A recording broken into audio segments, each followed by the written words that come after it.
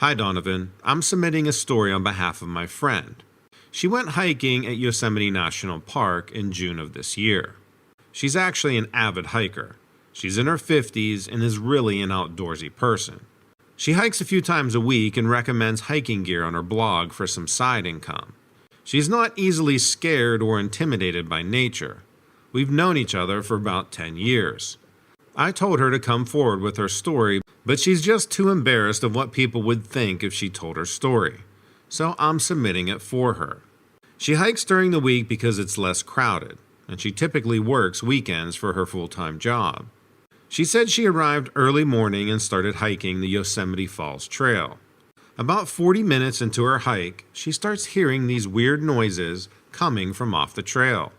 She said it sounded like a squealing or a squeaking noise. She thought it was odd, but she just kept hiking. Shortly after, she could see something following her, off to the right of the trail behind her. She kept looking back, but whatever this was would hide behind some brush or trees every single time she looked back. At this point, she was getting a little nervous that it could be a mountain lion stalking her, although it was uncommon for them to be out during the day. She would frequently look back, but she never saw anything, until she falls over and lands face first on the trail. She felt something push her from behind that had claws. It was really strong, like if a grown man shoved you as hard as they could. She cut up her hands and knees on the trail and scraped her face on the dirt and rocks. Then she hears this loud cackling sound coming from right behind her. Her phone also fell out of her pocket when she was shoved to the ground. She grabs her phone and turns around and sees this animal standing 4 to maybe 4.5 feet tall. It was standing on its hind legs and covered in this light brown fur. It had feet like a wolf or a dog, but it had these big claws on the end. It also had long arms and claws that were a few inches long. It was small and muscular, but it had large pectoral muscles for its size. It had this smashed-in face with kind of a pig-shaped nose, with teeth hanging out of its mouth. The scariest part of all was its eyes. She said they were glowing this orangish color even though it was in the day. She was scared, but she managed to somehow capture this photo of it before she took out her pepper spray and sprayed this thing.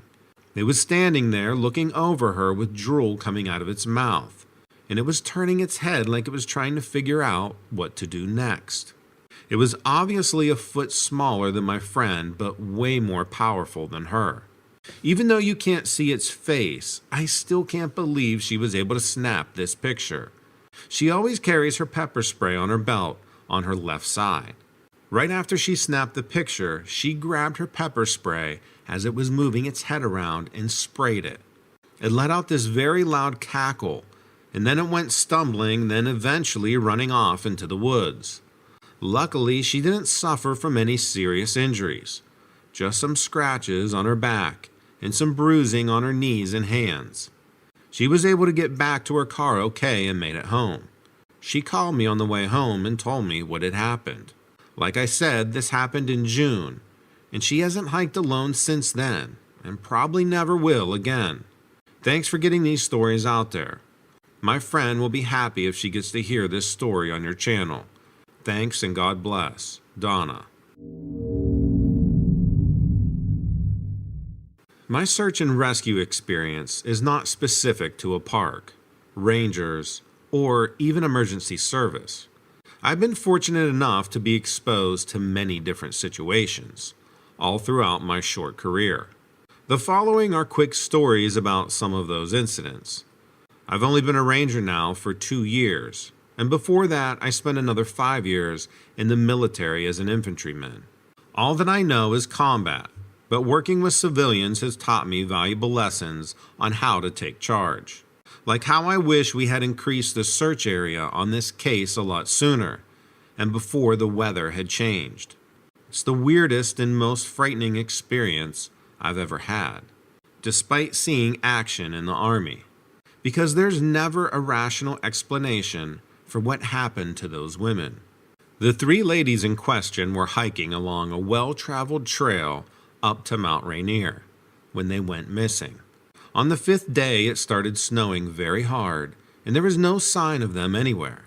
One of their boyfriends had called in claiming that the women were all young and fit and healthy. They were experienced hikers. Even if the weather had taken the most unexpected turn, there was no GPS from any of them, and hadn't been since the 2nd day. If it had been snowing the entire time, I would have been more inclined to expect to find the frozen bodies. But the snow had only just begun. Now that the snow had added to the problem, it should not have been the cause. I headed up to the last place one of them had used to call, and relocated the GPS signal. Then followed the trail myself until I reached their intended finish and rendezvous point. There was indeed no sign, or anything. The snow was now covering any tracks that I might have been able to spot.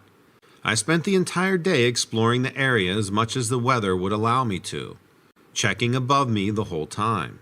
You'd be surprised how many clues there are in the trees that regular people might miss.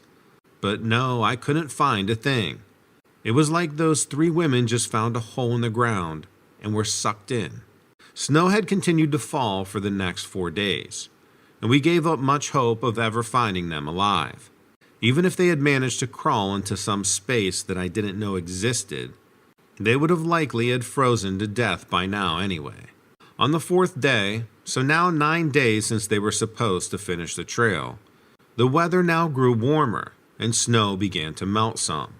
So I headed back out, taking one of the dogs with me. Old Shep was a cadaver dog, trained to sniff out corpses. As I said, I wasn't expecting to find any of those ladies alive. I'm sure you already figured out the story won't have a happy ending. But first off, Old Shep did find something like what I had been expecting. A leg. One cleanly amputated left leg. No boot or clothing, just a leg.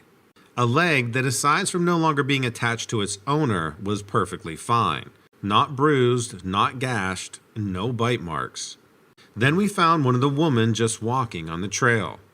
I immediately called for an airlift, covering her in warm blankets and giving her fluids. She was still fully dressed in her hiking clothes. No visible cuts or bruises.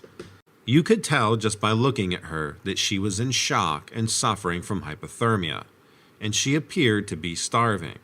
Her pack and cell were missing, despite me trying to find out if she knew where the others were. She was unable or unwilling to talk. Once at the hospital, they checked her over, but couldn't find any physical or long-term injuries or issues. No frostbite, no flesh wounds, nothing.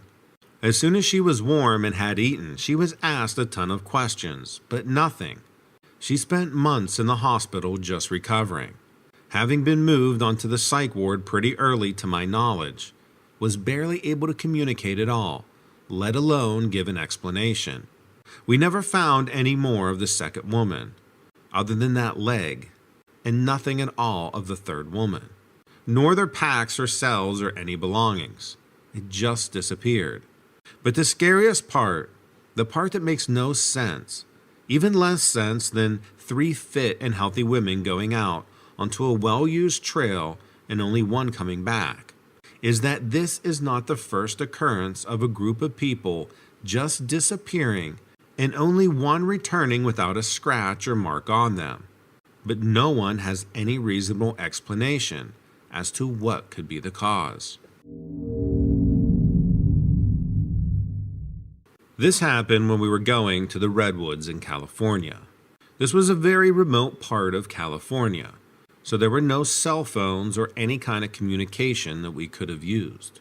The sun had not come up yet, and it was one of the most isolated parts of the state, or so it felt.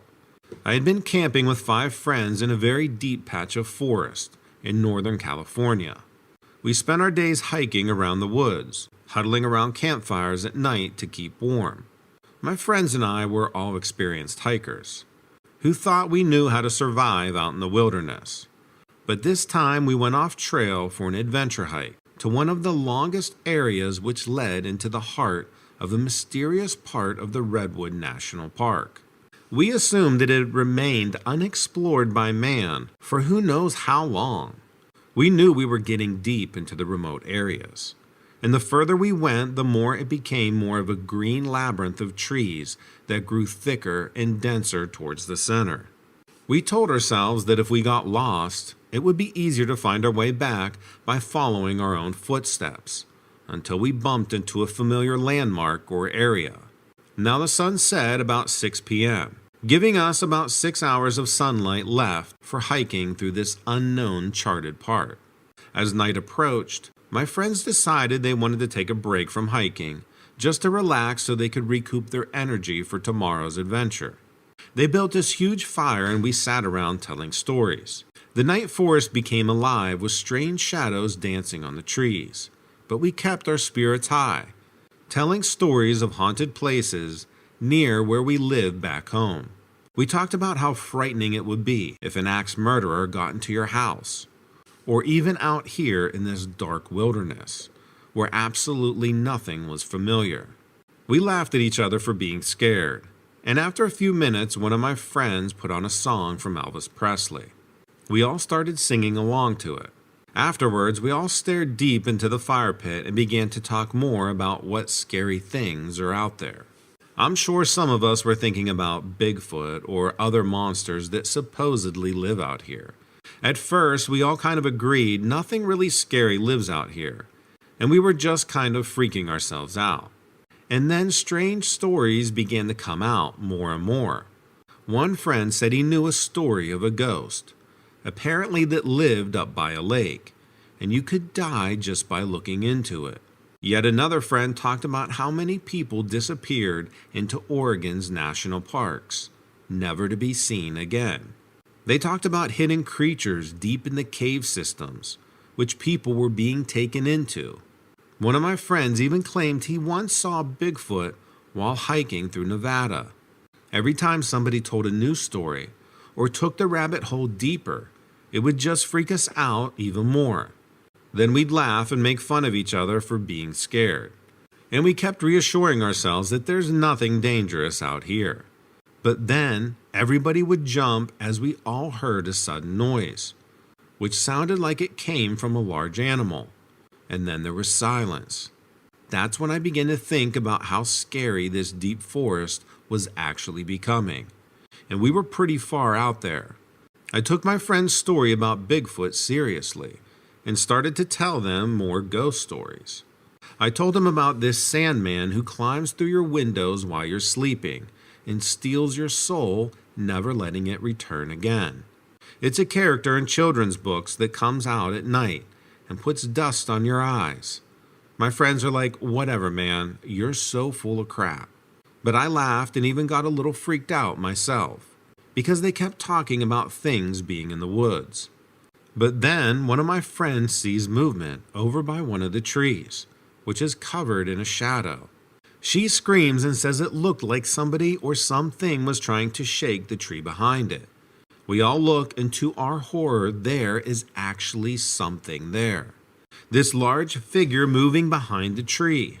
My friend, thinking it was a trick of the light or dark, grabs his flashlight, shining it in that direction, illuminating this partial figure.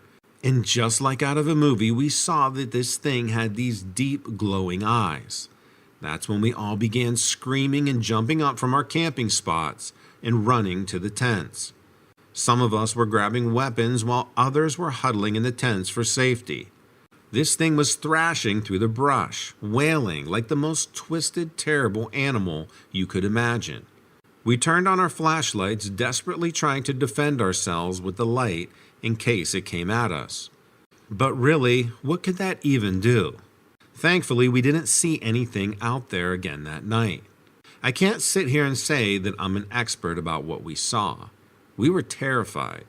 Nobody else knew exactly what they were seeing either.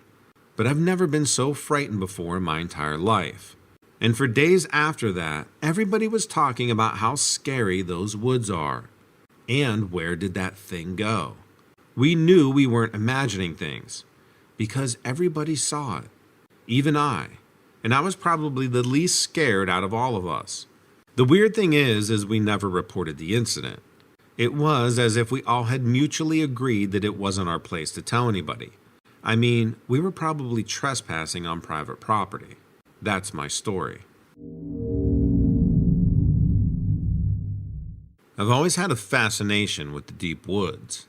I grew up hearing stories of strange creatures like Bigfoot and critters like the Loveland Frogmen.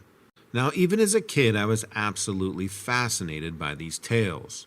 Some people might think it's just kid stuff. But at night, when my parents would go to sleep, I could never fall asleep because all I could ever do was think about what lurks within the forbidden and mysterious forest that surrounded our tiny little town here in California. It had almost been 20 years since they tore down the old abandoned factory right near where we lived. So therefore, there weren't any more scary urban legends for me to be deathly afraid of.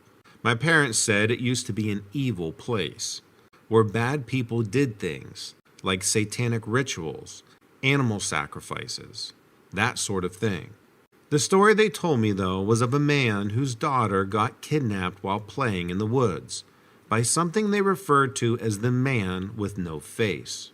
Supposedly, he had no face, and if you ever saw him, you would die.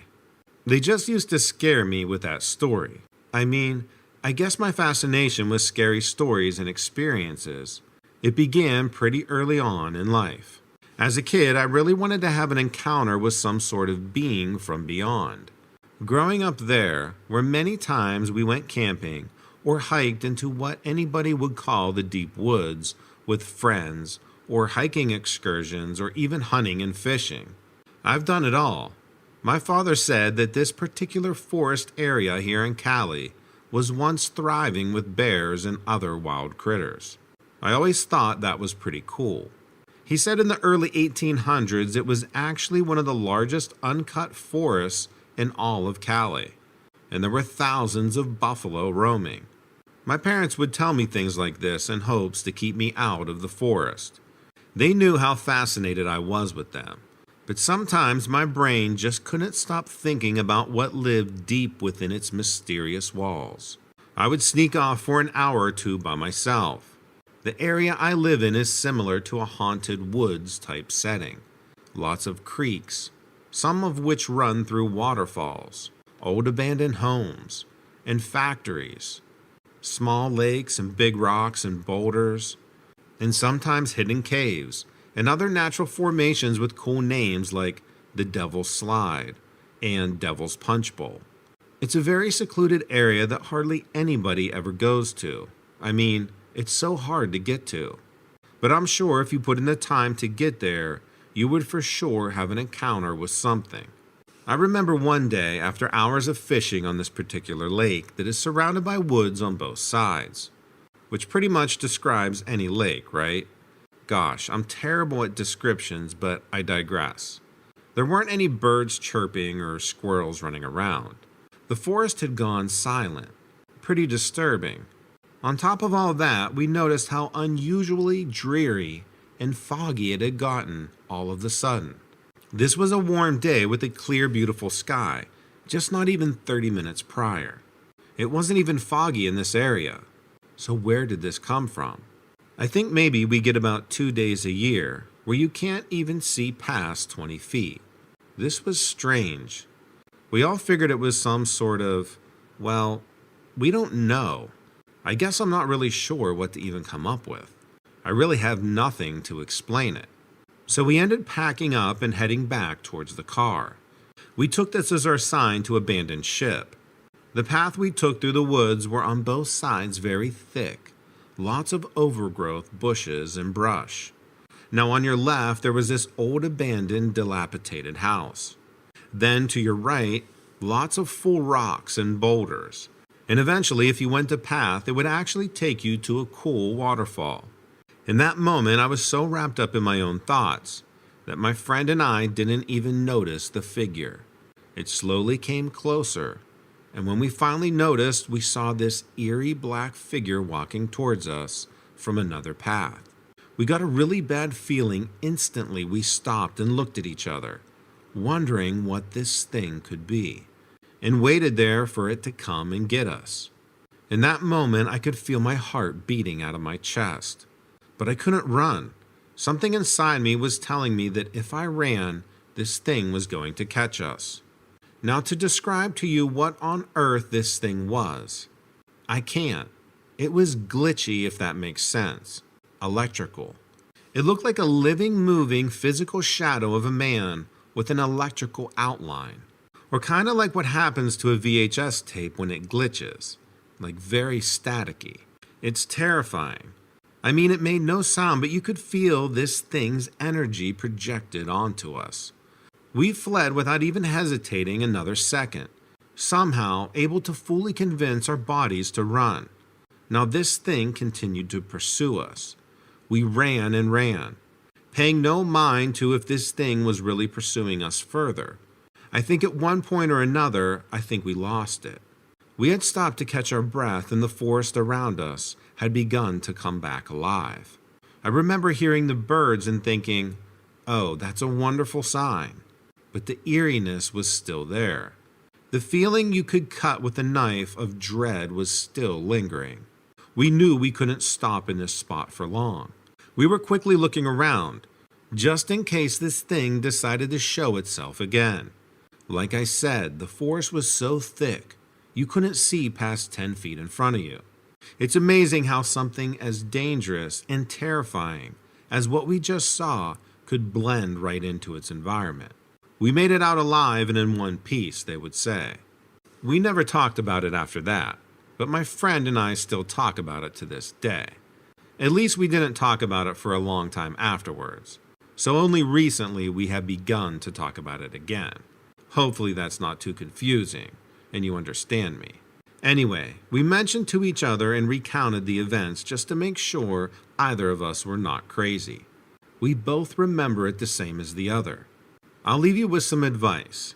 If you ever find yourself walking alone to the woods on any given day, don't be so sure that there aren't paranormal entities around you, able to go in and out of this very existence that we live in.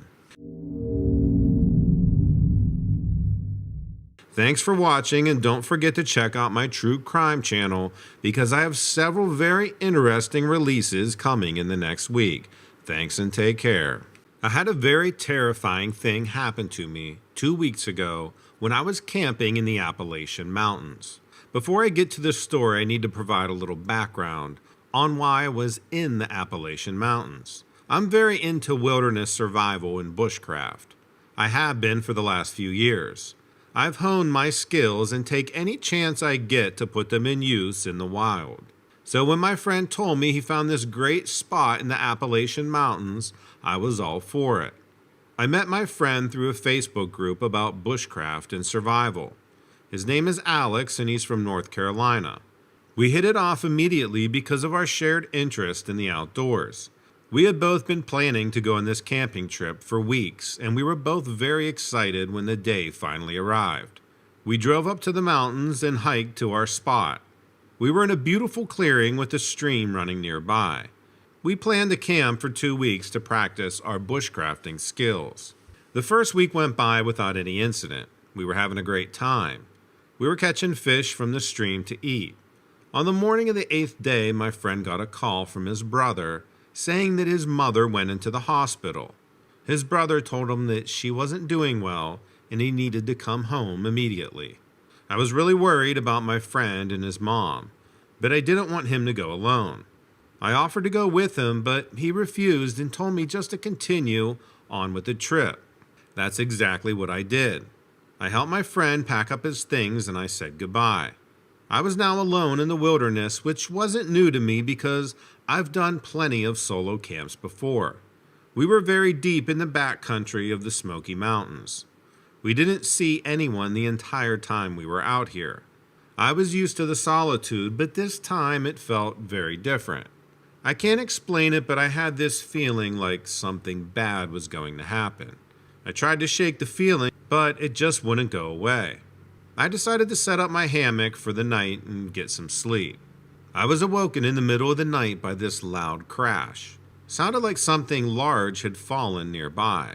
I sat up in my hammock and listened carefully, but there was only silence. I strained my eyes in the darkness, but I couldn't see anything. I slowly got out of my hammock and grabbed my flashlight and knife from my pack. I shined the light in the direction of the noise, but I still couldn't see anything. I began to walk towards the noise when I heard it again, but this time it sounded like it was coming from behind me. I turned around and flashed the light in that direction, but there was nothing there. I ran into our survival shelter that we built and just sat there with the door shut. Thank God we made a makeshift door. Now this survival shelter wasn't bear-proof, but it kept me hidden. I sat there for hours just waiting and listening to this thing circle the shelter. I could hear it breathing and it smelled awful. I wanted to gag from the smell of it. I literally sat there for 3 hours with my knife in hand, ready to defend myself if this thing tried to break into the shelter. It would come and go over that time. I would hear it, then there would be silence. Then I could hear it breathing again. Sometimes it made this grunting noise. It would get close to the shelter, then walk away. It was almost like it was taunting me. I had no idea what this thing was, but I knew it wasn't human and it wasn't any animal I've ever smelled before. The sun finally started to come up, and through the shelter I could see the silhouette of this thing walking away through the woods. It was massive. It was walking on its hind legs. I waited for a few minutes and then I cautiously stepped out of the shelter. There was no sign of it anywhere. However, it did leave behind this tuft of fur. As you can see in the pictures I sent, there is a patch of fur that was lying on the ground. It's dark brown and it has this reddish tinge to it. It's like a hand-sized clump of fur, and it smelled awful. I took 2 pictures of it and both pictures are attached to this email. I knew this had to be a Sasquatch, so I called the park ranger's office and told them my location. It took them about an hour to get there. It was only one ranger who came, but he collected the hair samples and put them into a plastic bag. He was asking me all kinds of questions, and I ran through what I just said, that this thing was hanging around my campsite all night and smelled awful. I told him that I saw it leaving when the sun came up. After I packed everything up, he hiked back with me to my car. About 200 yards from our campsite, on the way out of there, he found this huge pile of scat. He was very intrigued by it. I've never seen scat like that before. He also collected that and put it in this large plastic bag. He took my information and told me that he would follow up with me when they found out what this was. I haven't heard anything from him yet. I'll let you know when and if I do hear from him. Hi, Donovan. I'm not sure if this is the kind of story you would want on your channel, but I decided to share it anyway. This happened at the beginning of summer. It was a couple weeks later when I first saw one of your YouTube videos. It was kind of reassuring to hear stories from others who've experienced something supernatural. I wasn't sure at first what I experienced was really supernatural, and I'm still not exactly sure what it was, but I'll explain it as well as I can. I love hiking and trail running, and I spend a lot of time in the woods. I usually hike with my wife or sometimes a friend, but tend to run alone because I'm usually training for some race. I have a trail marathon coming up soon, so I've been training a lot. It's hot here in the southeast, so in the summer I get up early and usually start my runs at daybreak or before. It was a Monday, so I didn't have a lot of time to get my run in. I had to jump on a Zoom call. I couldn't miss this meeting and wanted to have some time to prep before the meeting. This was only my second team meeting since I got promoted to Director of Product Management. Ever since the pandemic, my company has been more relaxed with people working from home. I still go into the office Tuesday through Thursday, but they wanted us to keep these Monday morning meetings to start the week as a team.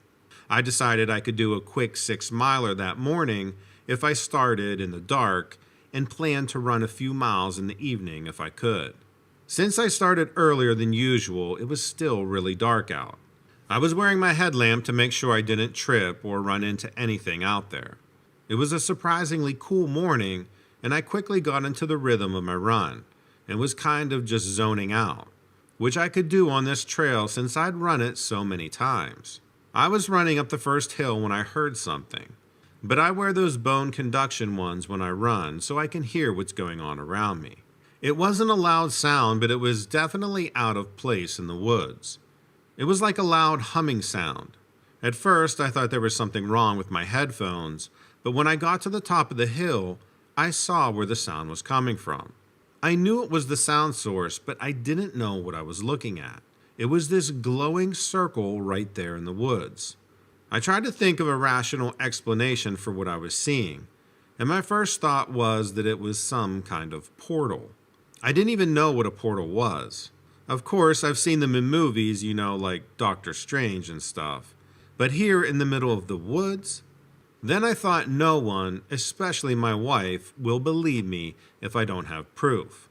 I also wanted to have evidence for myself because I thought for sure I must have been dreaming or hallucinating or something. So I grabbed my phone and snapped a picture.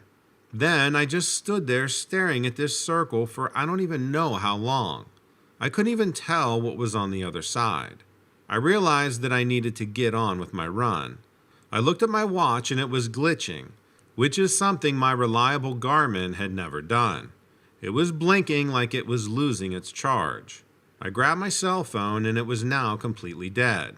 It had a full charge when I started, so that didn't seem right. Thank God I had the picture. No one would believe this. At least I hope I had captured it on photo. I knew I had to get going. I didn't want to get any closer to this thing, whatever it was. I was already too close, I thought, maybe 6 feet away. I didn't want to get sucked into another dimension or anything like that, which I know sounds crazy, but I was looking at this glowing circle in the woods, so I didn't know what to think. There was no way I was going to touch it, but I had to know what happened if something went through the circle. I took my water bottle and tossed it through. The bottle just vanished in thin air. The circle closed and it was gone. I looked at my watch and it was working fine. I grabbed my phone out of my pocket, but it was still dead. Okay, I just saw a portal in the woods. Maybe. Again, I wasn't even really sure what a portal was or why it would be there. I can tell you I ran fast back to my car. Not only because I didn't want to be late for my work meeting, but even more so because I couldn't wait to charge my phone and see the picture to prove what I had seen was real. When I got in my car, I remembered I had taken the charging cable out of my car when I was out the other night to use my battery pack, so I had to wait until I got home. As soon as I ran into the house, I immediately plugged in my phone. My wife made some comment about me being late. I started to tell her about what I had seen. She laughed and told me that I watched too much TV. I guess she realized I wasn't joking because she stopped laughing and said, "What are you talking about?" Finally, my phone powered on and I opened the photos. There it was. I showed her and she thought it was as weird as I did. I told her about the humming sound, but the weirdest part was the water bottle.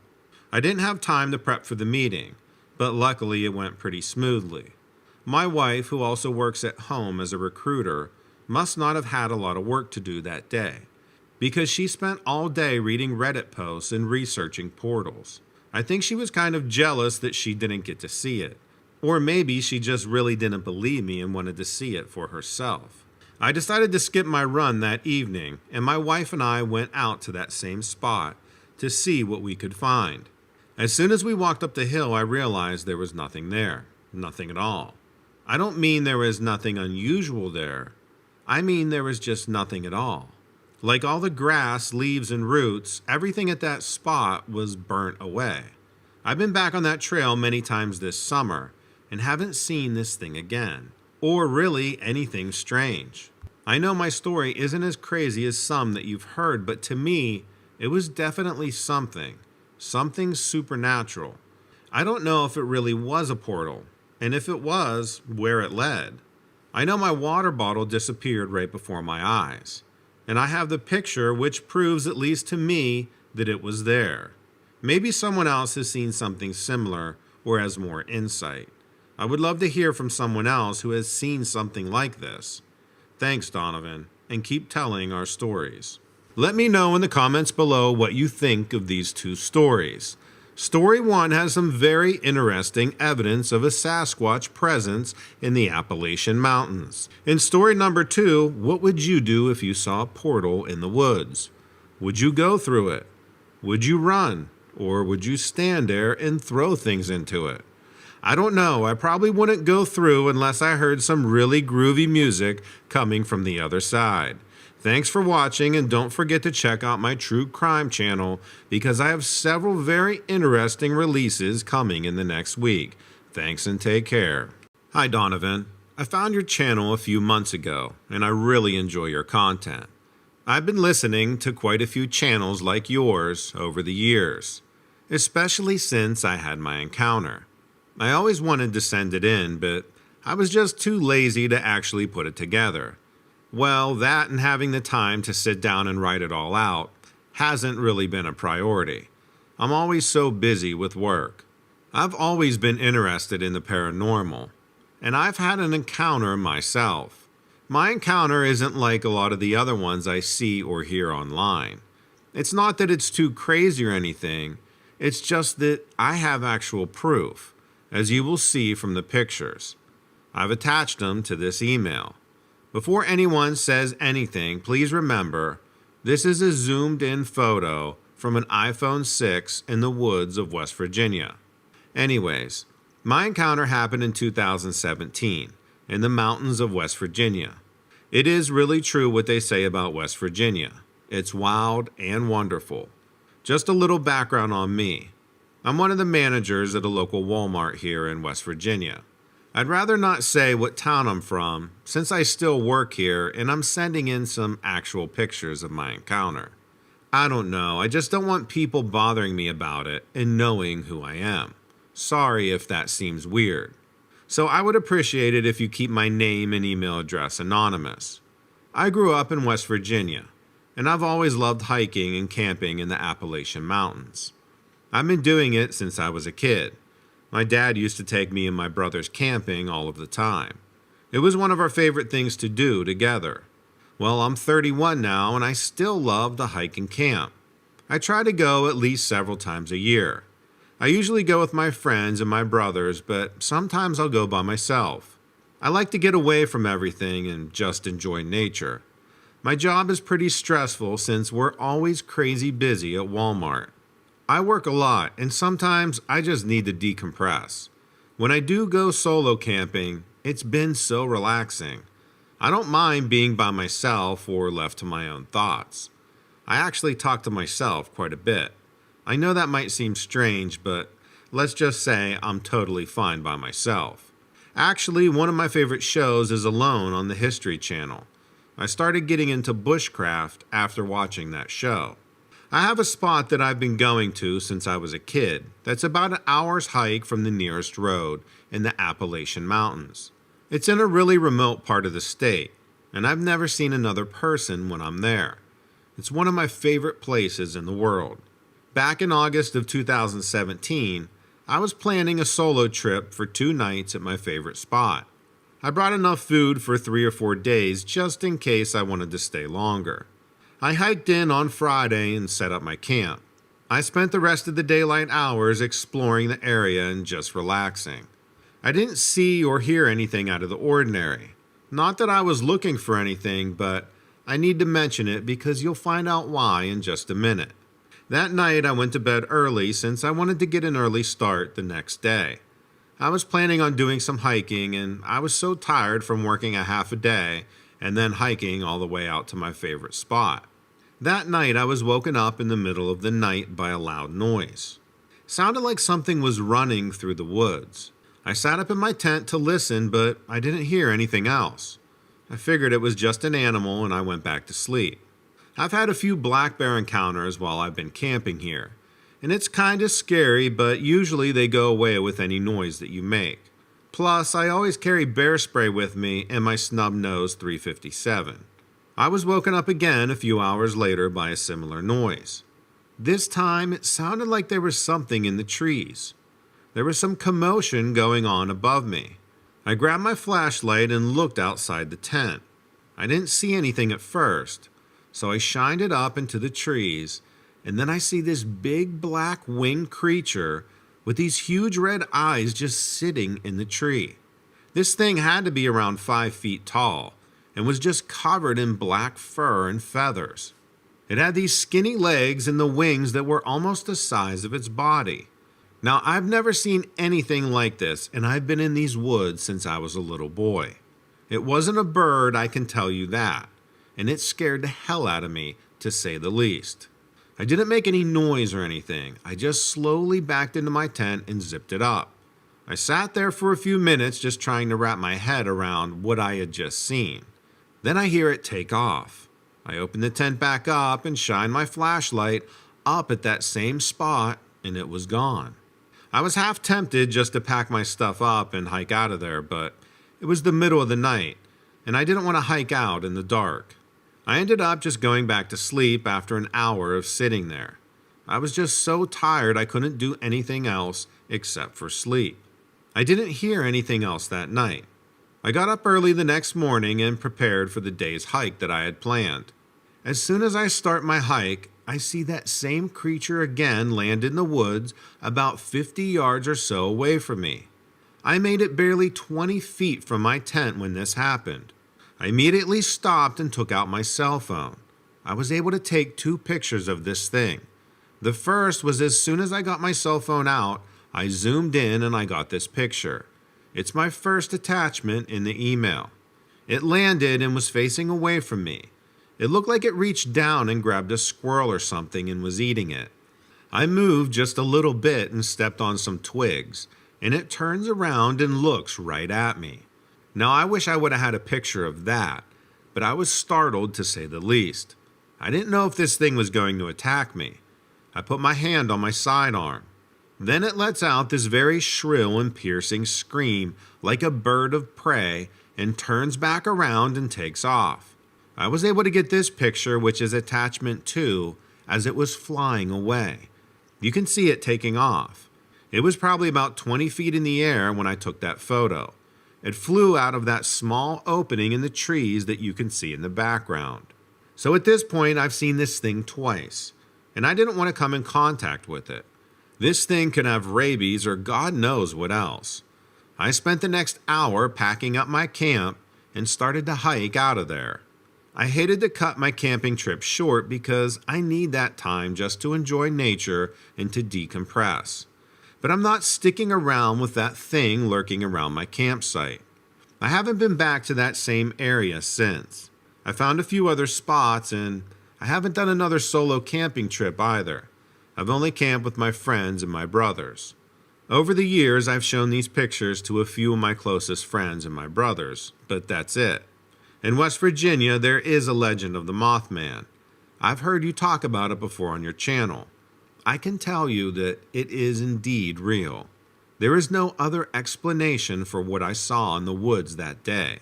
What other animal has large red eyes, wings, and stands 5 feet tall? Thanks for sharing my story. Hi, Donovan. This happened about 15 years ago, at my first job right out of high school. I had to change some of the names and details of the story for obvious reasons. I got my first full-time job working at a state-run animal laboratory testing facility. I was told that mostly we were testing livestock and wildlife specimens. We were searching for communicable diseases which can wipe out a large animal stock or make humans sick from consumption. As an office assistant, I wasn't actually directly involved in any of the testing, as I wasn't trained as a lab tech. So I was responsible for filing reports, as we still used paper files back then. I answered the phones on the rare occasion it rang, and also transported samples throughout the building. It wasn't a bad place to work, and my job was pretty easy. Although it was sometimes kind of a boring place to work, the people who worked there were a pretty entertaining group. Even though this was a state facility, it certainly didn't have the feel of a government building. It was an old building, with a small sign on the door. We all had to swipe our ID cards to get into the building, but other than that, there weren't any security measures in place. Sometimes the security system would be out of order, and we would just prop the main door open with a brick or something. so like I said, it wasn't very secure. I had worked there for just a little over a year when things started to get kind of weird. We got an email on a Friday informing us that beginning on Monday, there would be some new security measures in place.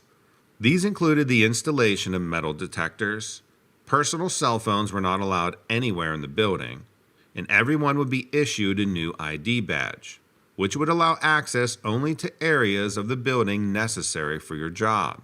And of course, common areas such as restrooms and break rooms we all had access to.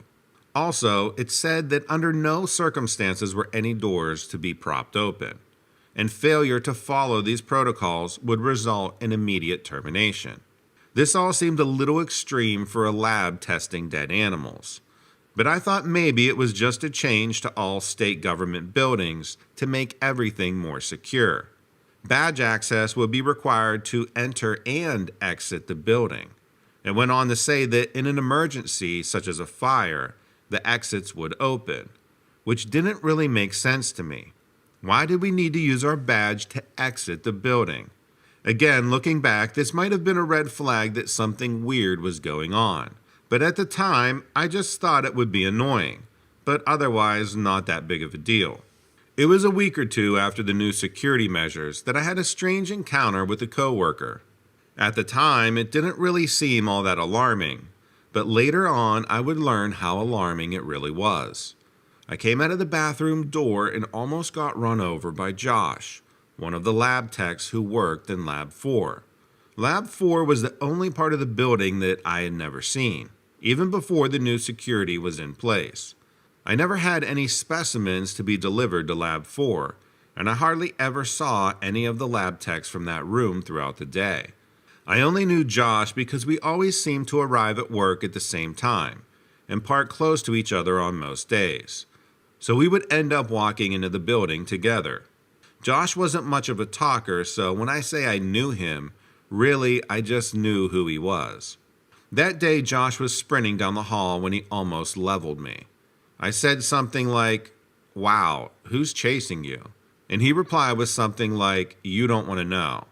I always thought Josh was a little odd anyway, so I thought he was just trying to be dramatic or something.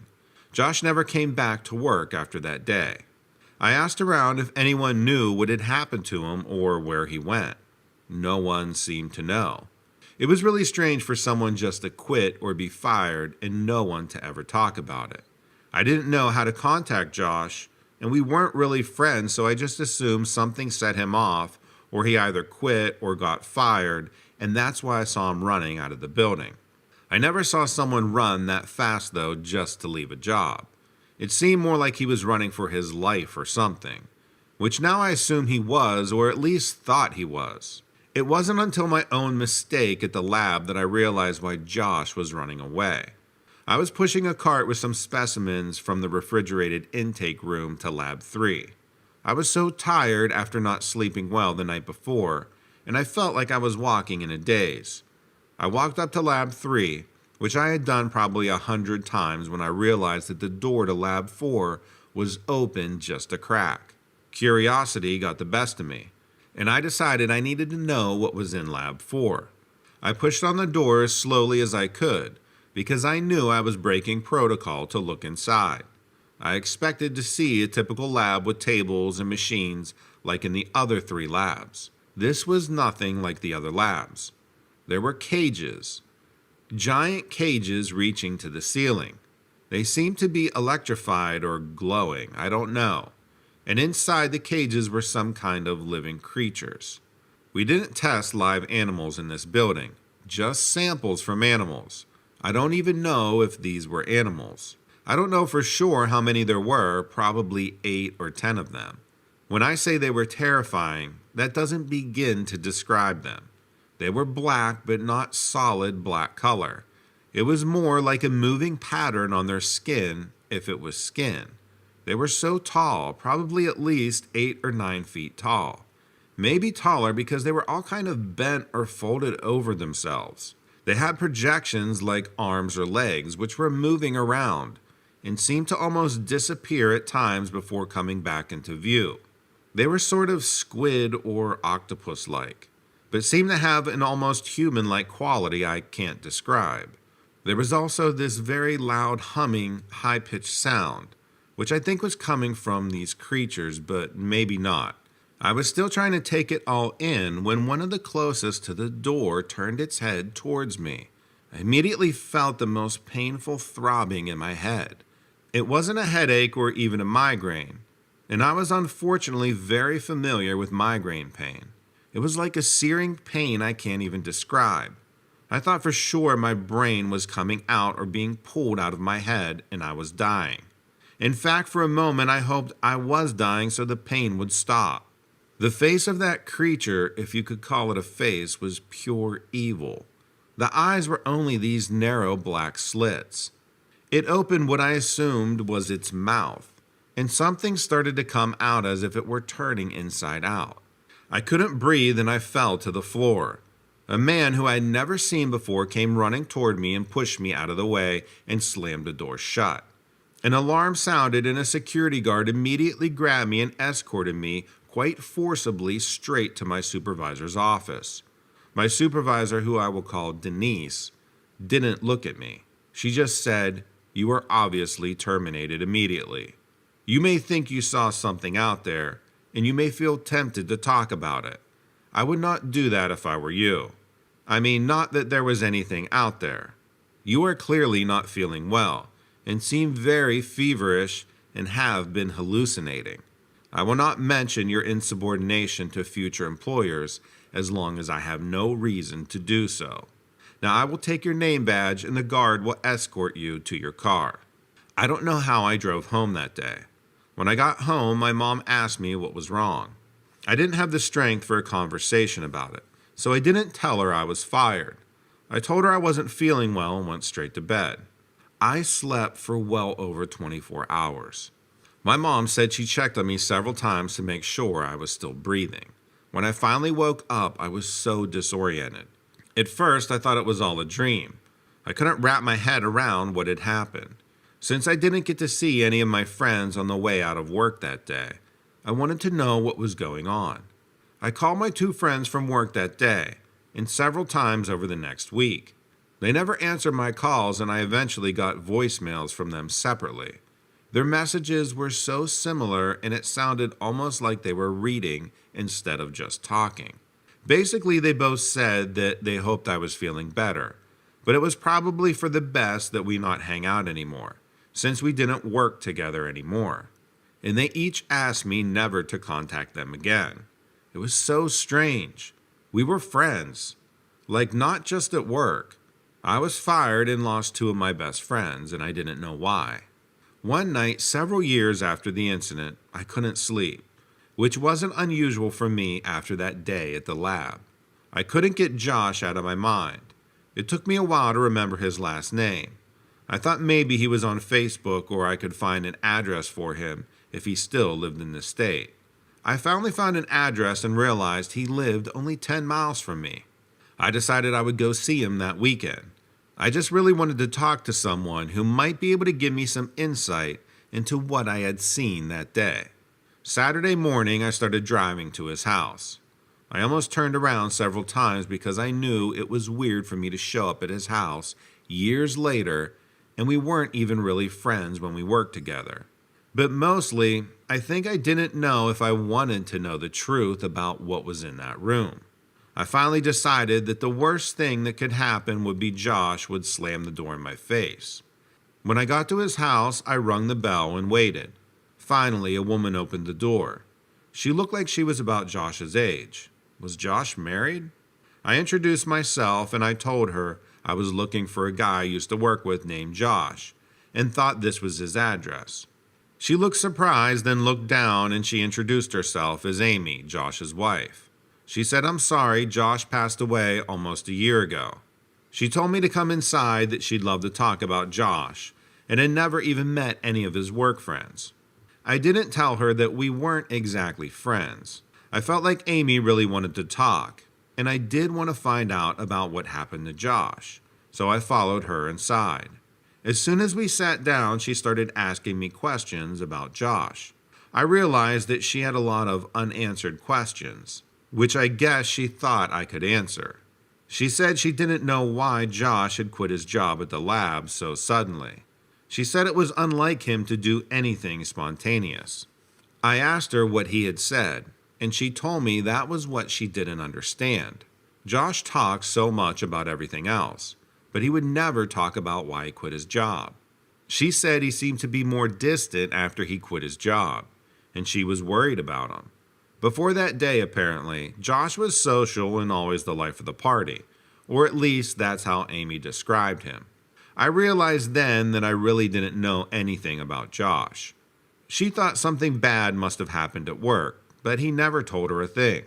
She told me that Josh suddenly became interested in alien life forms. Did I know anything about Josh's interest in that? Of course not, as I didn't really even know Josh, but I told her that that was something that we talked about. She said he became almost obsessed. He joined online groups and was always chatting with others about alien encounters and abductions. He was even starting to write a book about aliens. She said it was so unlike him to be so interested in science fiction, as he always made fun of people who believed in anything supernatural, and that it seemed like he wasn't just interested, but was also starting to believe it. She said she tried to be supportive in his new writing career, but it was hard because he was just becoming so different from the man she had married. I was feeling uncomfortable with how much she was sharing, since she obviously thought Josh and I were closer than we were. She went on to tell me that Josh was diagnosed with cancer within months of quitting his job at the lab. She said the doctors couldn't even really identify what kind of cancer it was. He had been to several top cancer centers, and no one, even the experts, could make a definitive diagnosis. She said his cancer initially responded to chemotherapy, and he was considered to be in remission for a little over a year when the cancer returned. This time it had already ravaged his entire body, and he lived only a few weeks after it came back. This was a lot to take in. Then she asked me if I wanted to read the book he had started writing. I said sure, so she went to the bedroom to go get it. I realized then that my heart was racing and I thought I was about to have a panic attack. When she handed me the unfinished book, I did have that panic attack. Before I even read any words, I saw a picture of what he had drawn. She could see my panic and said, "I know it's unnerving, isn't it?" It wasn't unnerving. It was terrifying and exactly what I had seen in those cages in the lab. I began reading the pages which he described in detail the creatures, which were not of this world. He then described how a man was taken in by the alien, not exactly abducted, but enveloped within the creature itself. It then spit him out, so to speak, but the man continued to suffer with pain and hallucinations. I had to stop reading. I had to get out of there. I told her I wasn't feeling well. I apologized and thanked her as I rushed out the door. I didn't and still don't want to know anymore. In fact, I wish I had never gone there. I realized I didn't need more information. I wish I had never opened that lab door. I realized there was no answer that would make me feel better, no truth that would stop the nightmare, so that's where I left it. I have found that as much as I try to forget it, telling my story and Josh's story does help me in some strange way. I don't know anymore about what is going on in that lab, and I was glad when my mom told me the lab was shut down and that old building was demolished. It was replaced by a luxury condo complex. I went to school for accounting. I moved out of state and I've been working in a very stable and unexciting accounting firm for the past 8 years. I still have nightmares, but they are becoming less frequent. Thanks for listening and helping me to share my story. Hi, Donovan. Love the show, especially the episode where you read about the security guard in Northern Virginia. I loved it because I also live in Northern Virginia, and I totally believe it. There are so many buildings and things going on here where you would least expect it. I grew up here and I live in the suburbs of Northern Virginia. I'm just inside the westbound line of Fairfax County. For those who don't know, Northern Virginia is filled with suburbs. For as long as I can remember, new neighborhoods were going up all of the time, especially in the Ashburn area. It's relatively new since I was a kid, but now It's completely overcrowded. There's so many government jobs and tech jobs in this area. Chances are that your neighbors will either work for the government, for a contractor who works for the government, or they're in real estate. There is a mixture of neighborhoods and buildings where I live. Right across the street from where I live is a group of buildings with a large barbed wire fence. There is a field that separates the building from my street, but I can clearly see it. My window to my room is on the back side of my house, which is facing this building. On the outside, it's unmarked. There are no signs or anything with a company name. And they have 24/7 security guards that sit at the entrance gate. This isn't out of the ordinary. There's quite a few places like this around. Who really knows what goes on there? That's why I'm sending you my experience because, like I said, I've lived here all my life and I've seen things happen at this building, which I'm going to share with you. I'm in college now.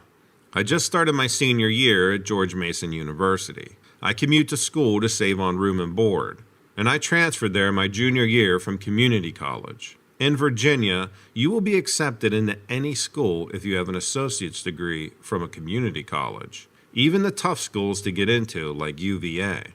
So I started becoming interested in this building about 5 years ago. I watched it being built when I was a kid, but never really paid any attention to it. It just looked like a regular building to me. But as I got older, something about it sparked my interest.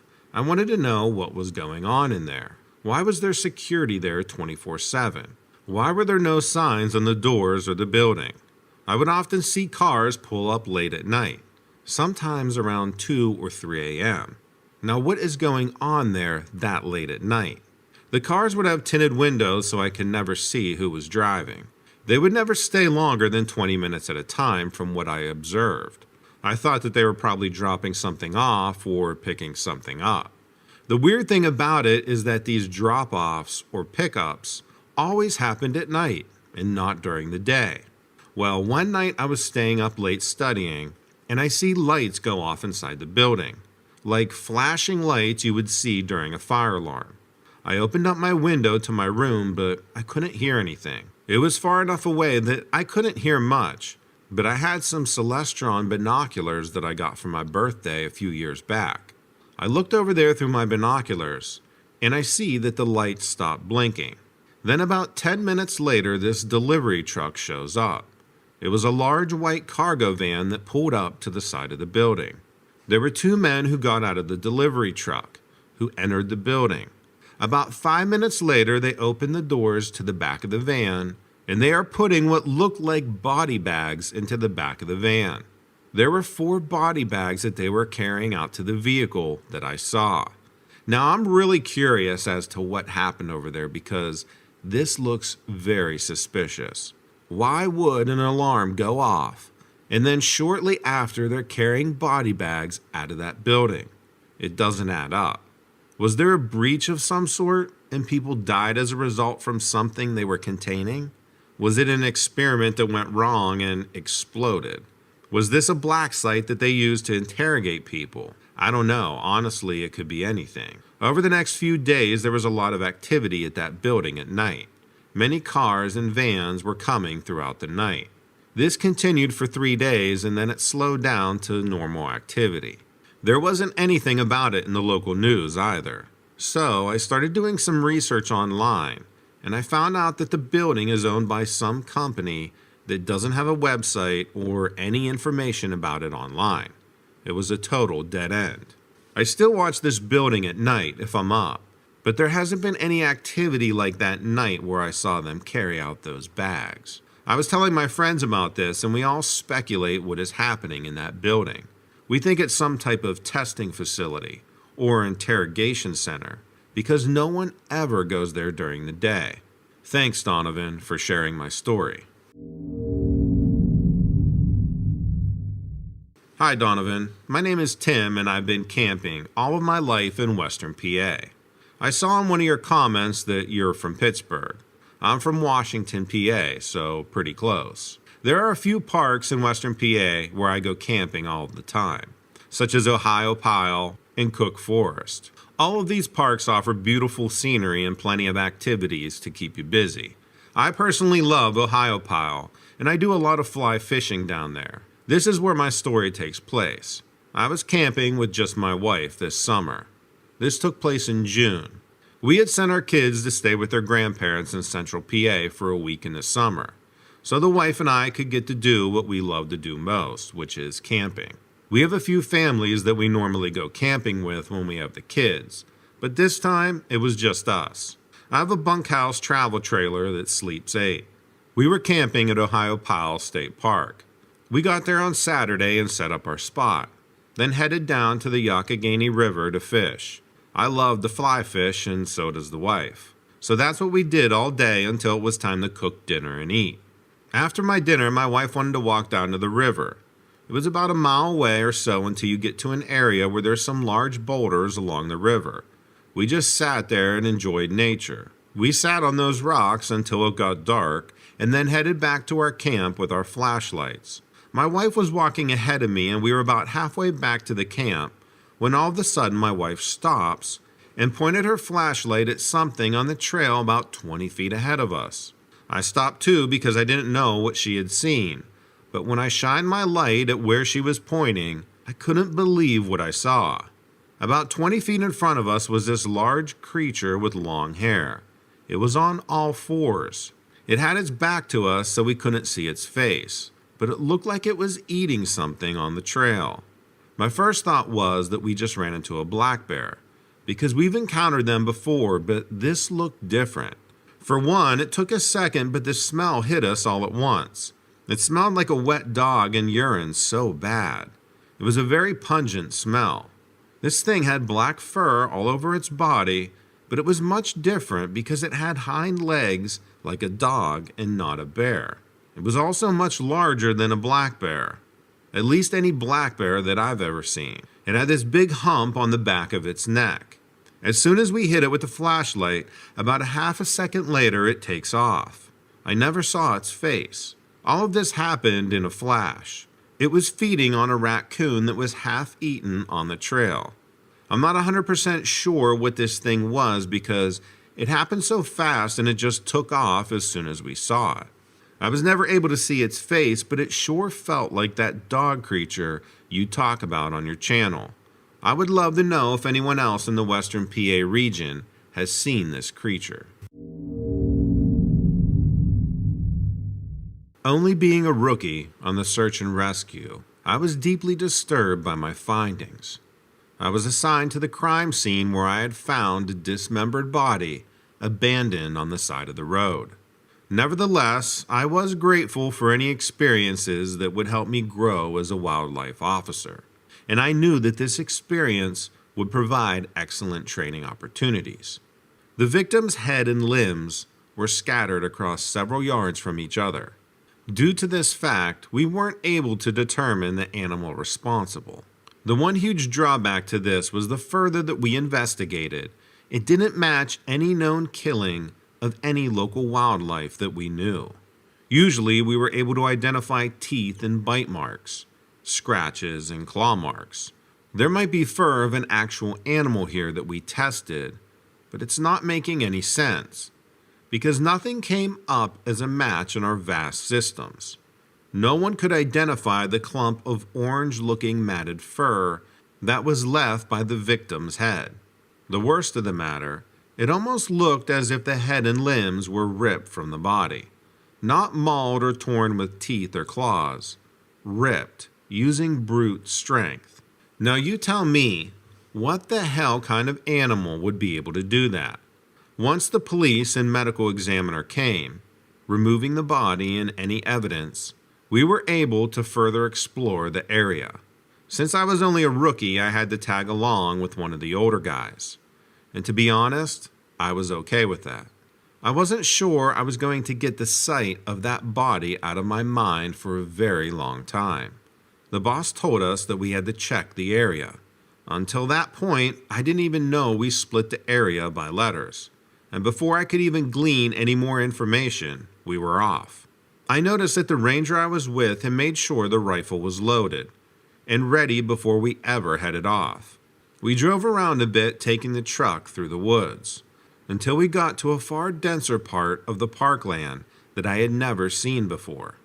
The ranger just sat there with the engine idling for a bit, looking into the trees in front of us, which were way too close together to drive through. It was weird, but I would have sworn there was something like fear in his eyes.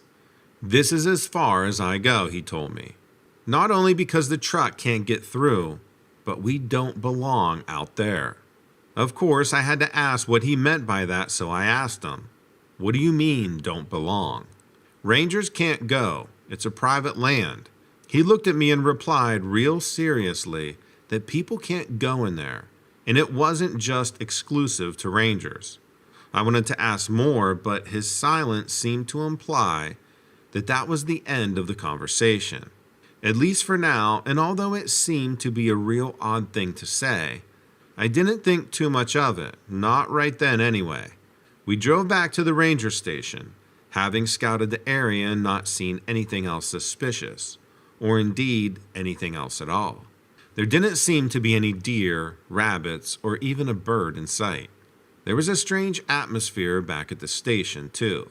Even though I was still quite new, they'd always treated me as part of the team, and keen and eager to take me under their wing to help me learn the ropes. I had been told many stories, and most of them had humorous anecdotes, and when they did something silly which they could laugh about after. But this was different. They didn't seem to want to include me. There were lots of looks passed between them, as if there was something they all knew except me. I couldn't work out what was going on.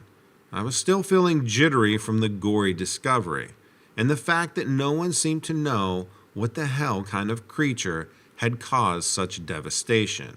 I yelled out, "So what's with all the secret-looking stuff? Not going into the woods? I mean, what do you think is out here? A Bigfoot? A Wendigo? Don't tell me there's a UFO hotspot, right?" The room had gone silent, with the boss looking back over at me from his desk. I wasn't sure if I was going to get reprimanded, but he unlocked his drawer and pulled out a map and some various case files. Over the next hour or so, he and the others told me about different incidents they had attended to over the years. Discoveries that they had made, either that hadn't ended up on the official system or had been closed with a fake clarification. The category they were really filed under was unexplained. Looking in the files and the photos, a lot of the bodies were in a similar state to the victim that I had found. Head and limbs torn from the torso. But despite numerous bite marks on the body, fur and feces found nearby, they couldn't match the animal with anything they'd come across before. Of course, even though I'd grown up reading Goosebumps and watching Supernatural, I didn't actually believe in anything unexplained. The notion was ridiculous. Must be some sort of hybrid predator, like a wolf and a cougar had somehow produced offspring. Now, the boss told me the DNA blood tested at the scene had no similarities with any other animal, except one he had told me. He pulled out a sheet of paper from the file, and then the printout from the blood found today, it was a match. So the same creature had attacked the latest victim and the person in this older file. Maybe all the files. Then I noticed the anomaly. The one creature it had something in common with. Human. So I asked if a person did this. But it couldn't be if they really thought a human being was responsible. Why are they looking into it and not the police? I mean, why not the FBI if there were this many blatant cases? But he told me it wasn't a person, and the DNA says it was definitely not human, but maybe at some point it was. I can't really explain how that made me feel or what I was thinking. It did go through my mind that maybe this was some sort of elaborate prank or initiation that someone would shout, "Gotcha," but it never came. Needless to say, the case was closed very fast. I'm guessing the file ended up in a locked drawer along with the others. For the next few weeks, we all had to double up when we went out, especially if it was dark or when we were heading off the pass. We had to keep the campgrounds and the trail shut to the public, too. I still haven't seen a deer or even a rabbit. All of the birds seem to be back, but there's something out there for sure. But for now, it remains unexplained. Hey Donovan, I listened to just about all of your stories, and I have an experience of my own, so I wanted to send this to you. I believe that there is something going on that the authorities or government is covering up. The reason I say this is because there have been some weird things going on outside of my home. I live in Garrisonville, Virginia, right outside the FBI training academy. The entire place is surrounded by woods, and my house backs up to these woods. There are several agencies that use this area, like the DEA and the Marine Corps. My home is a small 2-bedroom house with a detached garage. There's a 1-car garage that is attached to the house, and a large 3-car garage that is detached. The large garage is well lit with a motion detector light, and it is very close to the house. Now, I installed a motion detector light on the back of the house so I can see what's going on in the field behind me. There is a large field that extends from my garage all the way to the woods. The field is covered with thick brush and weeds. I'm unable to mow it. I don't have little kids or any animals, so there's really no reason to mow. It would take me at least 2 hours to mow it anyways. On 2 different occasions, I have seen something in my field partially lit up by my motion sensor. I believe it to be the creature that is known as a dogman. This creature is a head of a wolf and a body of a human. It tripped my motion sensor when I was washing my dishes in the kitchen sink. I have a window over my kitchen sink that looks out into my backyard. I saw this thing running on all 4s through my field. It stopped abruptly and turned around and went back the way it came, like it was being called or something. I couldn't hear or see anything that would be signaling it. Maybe it was a high-pitched frequency that I couldn't hear. That was just a few months ago in late May. The other time I saw it, it was a few years back in the winter. Everything was covered in snow. Now, we don't get too many snowfalls in Virginia.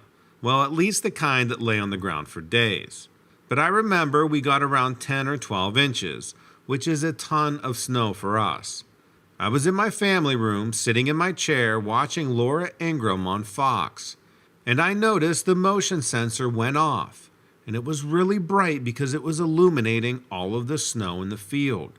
This time I saw it standing on its hind legs, right in the middle of my field. And it was turning its head like dogs do when the motion light came on, like it surprised it. It was walking around a little bit, then it went down on all 4s and took off to the woods at the back of my property. I don't know what's going on, but it can't be safe to be outside around here, especially when these things are around. I don't know if they're training them or breeding them or what, but I know they are here. I don't see them all the time. Like I said, I've seen them twice in the past 3 years or so. So whatever they are doing, they're getting out or not listening. I have a neighbor 3 houses down who has seen it too. He just saw one last year. What do you think is going on? Do you think they are controlling them somehow? Hi Donovan, I've been watching your channel for a while, and I'm finally sending in my encounter, which I had with not 1, but 2 Sasquatches. I know it's hard to believe, but I also included a picture that I took that day. This happened back in 2007. I was hiking at Glacier National Park, which I do quite a bit since I live a little over an hour from the park. This happened around 4 p.m. on my way down Mount Cleveland. I didn't summit it that day, but I have in the past. I just enjoyed the hike. I started my descent when I couldn't help but notice some movement in the trees below me. I was standing on this overlook and I could see down into the trees, and it looked like something was walking around. Initially, I thought it was a bear, since there were often grizzly bears in the area. I stood very still to see what would surface, but nothing popped out of the brush yet. I thought maybe there were bear cubs, which made me even more wary about taking any more steps. I didn't want to anger a mama bear, but after looking at it a while longer, this creature looked much larger than any bear and didn't appear to stride smoothly, meaning it was ducking in an awkward position. It was also moving around on its hind legs for a considerable amount of time, from what I could see. It was also moving around on its hind legs for a considerable amount of time that I could see. It was kind of hard to tell through the trees, but I could see glimpses of it. I stood there a while longer and it looked like it was walking away, so I continued my descent down the trail.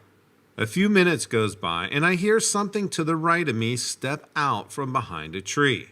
I couldn't believe what I was seeing.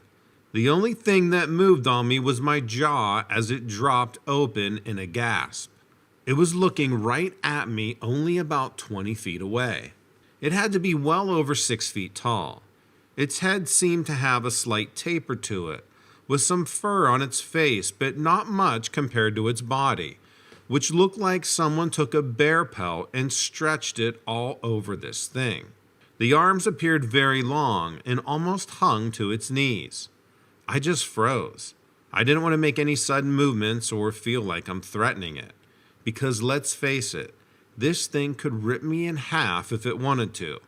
It took a couple of steps towards me and grunted a bit, not taking its eyes off of me.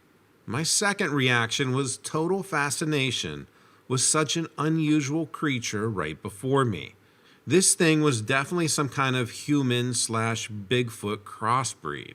It was big, but not as big as I would expect it to be. I stood as still as I could, not making any noise, and it turns around and starts walking away.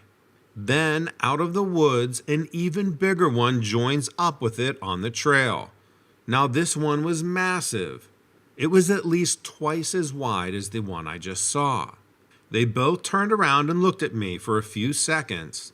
Then they continue walking into the woods.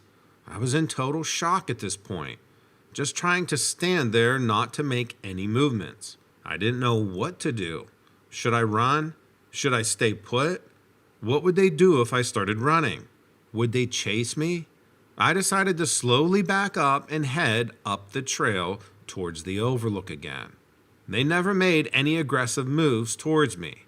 They only watched me as I walked away.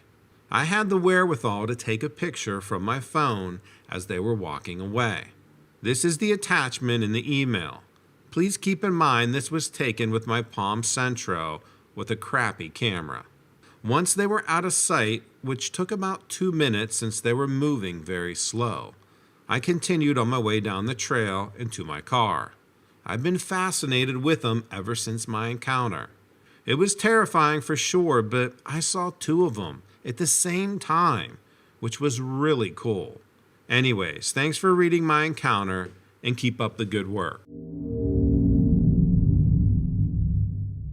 This encounter took place in Yellowstone in the fall of 2015. I stepped out of my car into the cool early morning air of Yellowstone National Park. I'd been driving for hours and was finally here. As I walked towards the visitor center, I couldn't help but admire the view and felt so lucky to be finally here. It had always been a dream of mine to visit this park. After a quick stop at the visitor center, I resumed driving, following the well-marked road that would take me to my final destination. As I drove, I began to see signs of life in the park. A deer walking along the side of the road, a bald eagle perched high in a tree. I drove for a while until I came to a stop at a viewpoint where I decided to get out and experience the fresh air. I got out of the car and walked to the edge of the cliff, looking down at the river valley below. Not many people were around this day, probably because the time of year.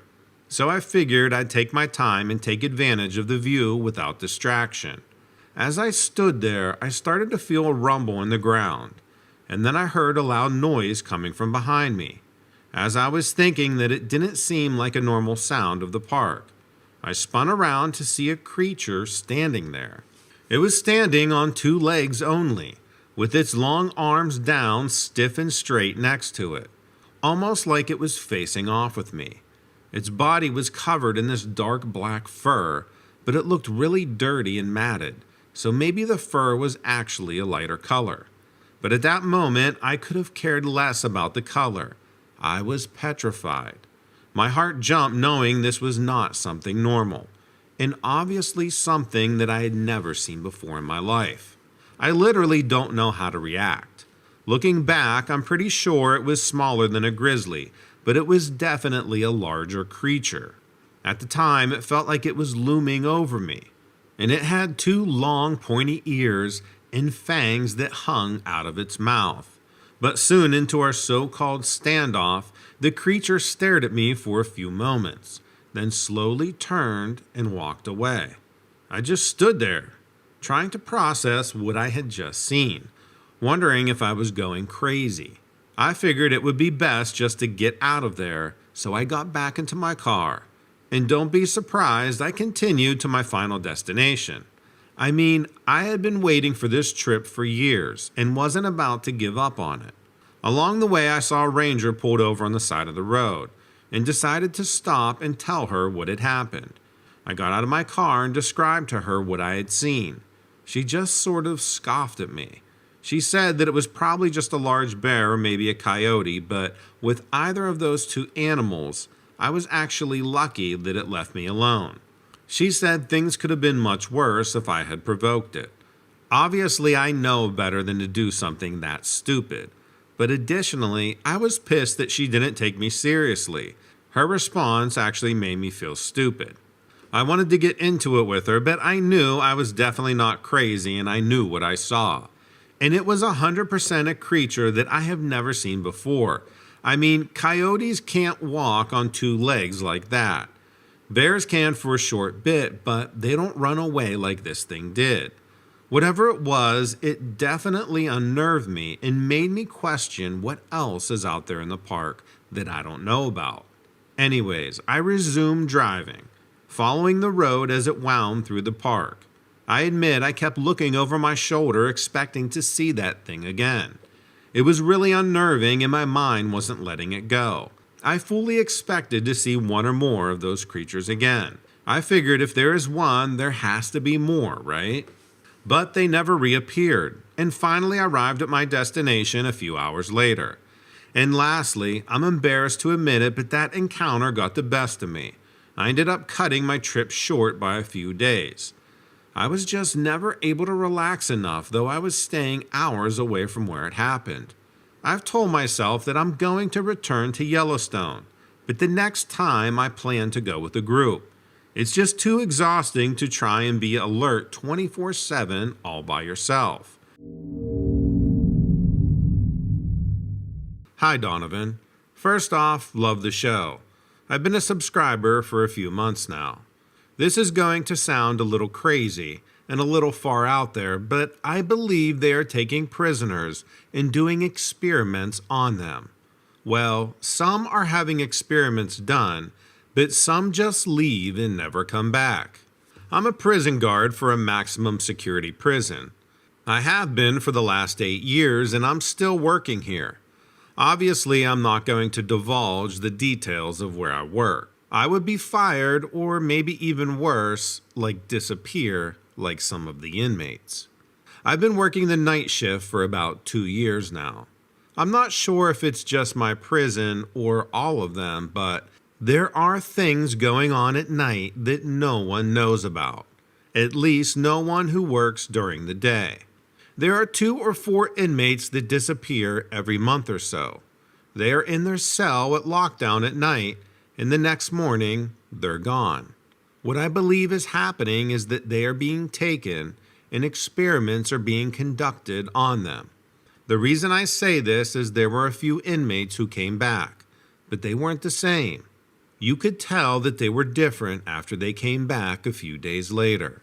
The story for one of the inmates is that he got violent with one of the guards during lockdown, and they put him in the hole for 3 days. Now, I know this inmate well. We do get to know the inmates. He's not violent. Well, let's just say he's never shown any violence towards the guards, and has always been very compliant. His term was just about up, so why would you want to have any issues when your time is up? Anyways, he goes missing for 3 days, and some of the guards blame it on his behavior. And when he comes back, you can see it in his eyes. He's different. He's not walking the same way. He's not acting the same way. It's like his spirit was sucked out of him. There's been quite a few accounts of this happening over the years. However, most are just gone and never come back. That's the creepy part. Now I'm going to tell you a rumor that I heard from another guard. I cannot personally verify this myself, but I've known this guard for the last 5 years, and we hang out outside of work. So I trust what he says. He told me one night he was working transport duty, which is very odd to be doing at night. Almost all, and I mean all transports happen during the daylight hours. They must have been short a man because these weren't the regular guards who were part of the transport detail. He didn't recognize them. So they grabbed 3 prisoners who were on death row, and they had been on death row for many years. They put them in the back of a van and they go off. Their destination is about a 45-minute drive from the prison. At first, the inmates are asking what is going on and where are they going. The other guards just dismiss them and tell them to get into the van and they will soon find out. Everything is pretty quiet at first, then one of the other guards starts taunting the inmates saying, "Hopefully you boys got a good meal in. You're going to need all the energy you can get." He looks over at the other guard and they start laughing. At that point, my friend is confused because he doesn't know what's going on. This is his first time ever doing this type of detail. He then asks the other guards where this transport is going to. One guard replies, "The doghouse," and the other guard starts laughing. At this point, he's really confused, but thought it would be best not to ask any more questions. They get to the place and they open up the back of the van. The guards grab each inmate and pulls them out of the van. My friend is now completely puzzled because he doesn't know what's going on. He tells me that when they arrived at this facility, it was at least 10 miles into the woods. They drove on dirt roads for at least 20 minutes.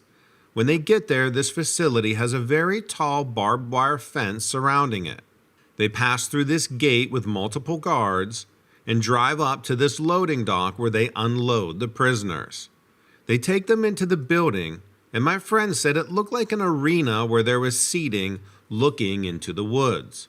And there were dozens of spotlights shining into the woods like a football stadium of some sort, but with only box seating.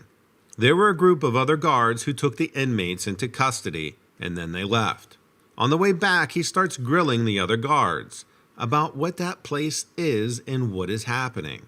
They were reluctant to give out any information at first, but they ended up telling him that it's some type of feeding ground for creatures, like real-life monsters.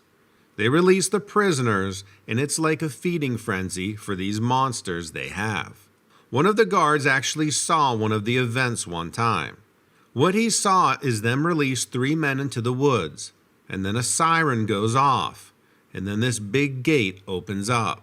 Once the gate opens, he just heard this loud beast running around, basically killing each man. He said it's hard to see anything from the ground. That's why they have the elevated seating. But he heard everything. I know it sounds crazy, but I believe him. I've known him for years, and he's a very honest person who would never make up something like this. I don't know if you've ever heard of this before, or if you have any idea what is going on in prisons at night, but I wanted to let you know about this. Take care and be safe out there. Hi, Donovan. I'm a police officer in the United States. I've been on the job for about 6 years now, and I've seen and heard a lot of crazy things. I don't know if you're interested in police stories, but this one is pretty wild. I was working the midnight shift at a very small town jail in Tennessee. We only have 3 cells, 2 for males and 1 for female. The building was an old house that had been remodeled to be a jail, so it was very open with no real privacy anywhere.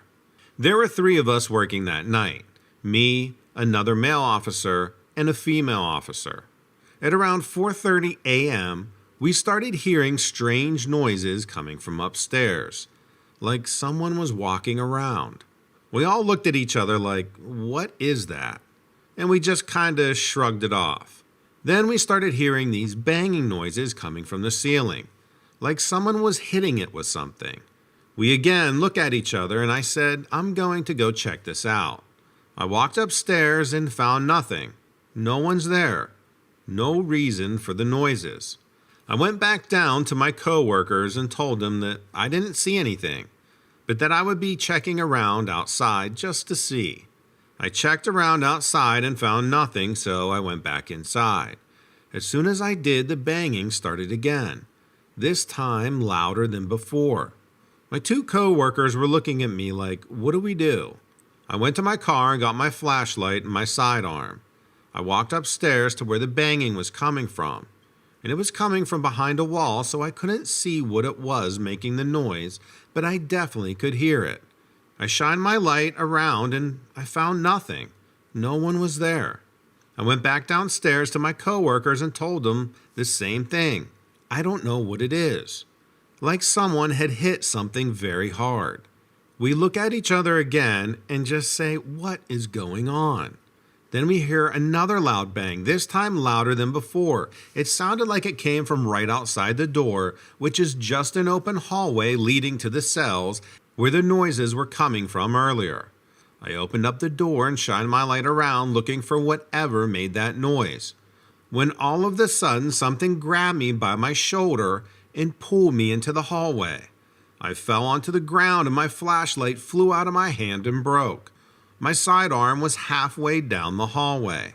I immediately turned over to see what grabbed me, and all I could see was this vapor dissipate into the air. I was so freaked out, I grabbed my flashlight and weapon and went back to where my coworkers were, and they immediately asked me what had happened. I explained to them that some unknown force was out in the hallway, and I saw it just disappear right before my eyes. It doesn't happen all the time, but every once in a while we still hear those noises. However, we don't go chasing after them anymore. I've been trying to capture some of these strange things that happen at our jail cell on camera. So far, I've had no luck, but if I do, I will surely send them in. I served in the military police in Iraq back in 2004. Every hour of every day was a game of Russian roulette. Improvised explosive devices would take out supply trucks that would try to escort over very dangerous roads. And there was no way of knowing where these explosives were except to just drive and hope that nobody's tires were on the wrong place at the wrong time. IEDs, they called them. Each time that I dodged death, it was the equivalent of making the right call of a coin toss. So needless to say, I was in a perpetually heightened state, running on what I would call Red Bull and pulling 18-hour shifts. When your senses are constantly in overdrive that much for that long, you don't always know if you can trust them. That's how your nerves get overdrawn and you're ripe for developing PTSD. I came back to the States with acute PTSD symptoms. But you know what? It wasn't because bullets were flying over my head, although that was a large part of the experience. See, Iraq is like one big acid trip. Ancient ruins in some shape or form are everywhere, and the locals treat them like they're no big deal. Stuff that was built closer to the time that Jesus walked the earth is irrelevant, spray-painted with stuff. All sorts of stuff, and 100 dialects you'll find over there. It was one such cluster of ruins, an ancient city that lost its place in the map, where bandits and ruffians alike set up camp and decided that me and my convoy were now a target practice. I manned the gunner's nest on top of the APC that I was in. I put my life in the hands of other men that I left at the steering wheel. This batch of men weren't backing down from the cannon I used to carve out slices of the ancient ruins they were hiding behind. A few of them, I think under the influence of something, came out into the open. Well, you don't just turn down an invitation like that. I was going to blast them down, when 3 or 4 towering shapes raced out of the ruins and mauled them to death. My eyes were telling me that I was looking at walking rabid dogs. My brain was telling me that this was impossible, but it wasn't my hallucinations that were butchering those bandits before my very eyes. They didn't stop to eat. They began leaping towards my convoy like large, furious dogs. And they struck me of terror that made my hand shake so much I almost couldn't aim or fire the APC's cannon. If you know anything about the stuff that goes on in Iraq, you might have heard of giants being discovered in the Iraqi mountains. Yes, I'm talking literal giants talked about in the days of Noah, in biblical stuff. That's well covered up. So I had heard stories of that from fellow soldiers here and there, but only took it with a grain of salt. I guess this area is keen, and when I say area, I mean all the Middle East, especially for its paranormal and weird stuff that goes on. So I guess I shouldn't be too surprised in hindsight, but these oversized dog creatures were just kind of shrugging the bullets off. 2 of them had succumbed to their injuries. The rest of what I saw, I realized that I could actually kill them, but they scattered. I took the whole thing as a sign that I was well overdue for rest. My turn to sleep finally came, but my problems didn't end there. Strange howls and weird noises spilled into the night. My men weren't sure what to make of it since they sounded like they were coming from wolves that were immensely sized. I didn't say a thing. Deep down, I had a hunch that we were being hunted. The ones that survived were not only real, but I'm sure they wanted revenge. I didn't know how I knew this. It was just an innate feeling, like the moments when my deepest intuitions had been right. I just knew a feeling that I was a marked man. I mean, I knew that terrorists and their sympathizers were going to lash out, but they didn't have the keen senses that allowed them to zero in like these beasts do, these rabid, humanoid wild dogs. Several nights passed where those otherworldly howls and growls were somewhere far away, but not too far, close enough to come calling if I ever fell asleep long enough. That awareness has wrecked me. I was discharged not long after for being deemed mentally unfit to continue my service. This has happened to many servicemen that never gets talked about. The howling even followed me home to Maine. How the things have tracked me across the ocean, I'll never know. Or maybe it's the sound haunting me. Maybe they aren't really flesh and blood, or only partly so. I don't know. Guns and barricades and iron bars are never far away enough anymore. It's the only way I could steal a few hours of sleep after spending hours of hearing my own heartbeat.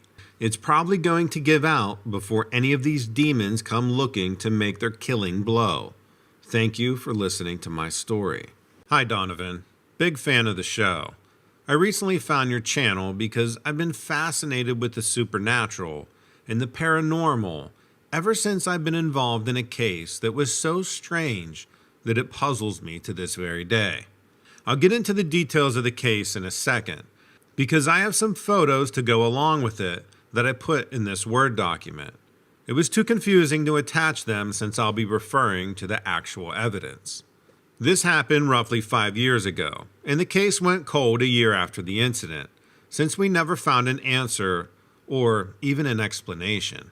First off, I'm a retired detective with the NYPD, and now I do private investigation work part-time.